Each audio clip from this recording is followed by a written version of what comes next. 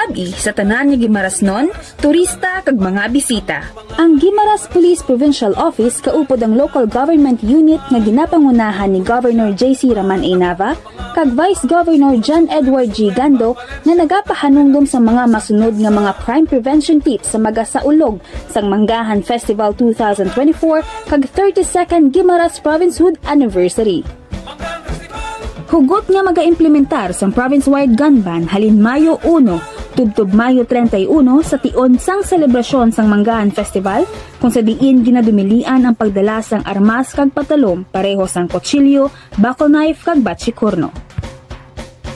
Palihog halong sang mga personal nga gamit pareho sang cellphone, camera, wallet kag alahas kag kun indi man kinahanglan mas maayo nga indi na lang pagdalon kag likawan ang magdala sang dako nga kantidad sang kwarta.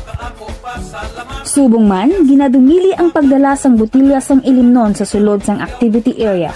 Imnon lang ini sa sulod sang kiosko o kun tindahan. Ginapahanom duman sa tanan nga epektibo sa gihapon ang curfew sa minor masugod alas 10 sa gabi, tubtob alas 5 sa kaagahon maliban na lang kung may upod nga ginikanan o kung guardian. Mas maayo nga hindi pagbayaan ang balay nga wala sang tawo agud malikawan ang makawat. Kag kun wala gid man sang tawo, ikandado gid ang mga pertahan kag bintana kag siguraduhon nga wala sing nabilin nga nakasindi nga kandila o kung nakasaksak nga mga appliances para malikawan ang sunog. May pagahimuon nga pagkapkap o kung rekisa sa tanan nga makadto o kung magsulod sa mga activity, agud ma-check nga wala sing dala nga armas, patalom kag iban pa para sa proteksyon sang tanan. Gani kung pwede, hindi na lang magdala sang knapsack o kung backpack.